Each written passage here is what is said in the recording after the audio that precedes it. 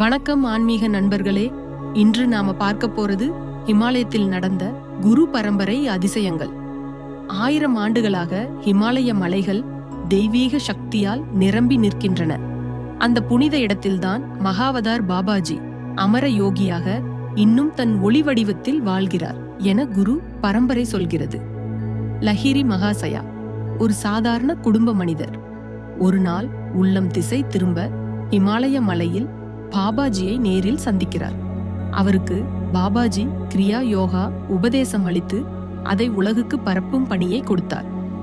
பல யோகிகள் ஹிமாலயத்தில் ஒளி வடிவ பாபாஜியை சிலர் தெய்வீக வாசனையால், சிலர் குரல் வடிவத்தில் அனுபவித்திருக்கிறார்கள். அவரை காண்பது அரிது. ஆனால் அவர் அருள் கிடைத்தால் ஒரு கணத்தில் வாழ்க்கையே மாறும் என குரு பரம்பரை சொல்கிறது. கைலாய மலை பாபாஜியின் தெய்வீக வாசஸ்தலம். அங்கு போகநாதர், அகத்தியர், திருமூலர் போன்ற சித்தர்கள் தியானத்தில் ஒன்றாக இணைந்திருக்கிறார்கள். அது மனித பார்வைக்கு தெரியாத சித்தர் லோகம். ஆனால் ஆன்மீக அலைகள் இன்னும் நம்மை தொடுகின்றன. இதை நினைத்து தியானித்தால் அந்த ஹிமாலய அதிசய சக்தி உங்களுள் விழிக்கும். அந்த தெய்வீக சக்தியை உணருங்கள். ஜெய் மகாவதார் பாபாஜி.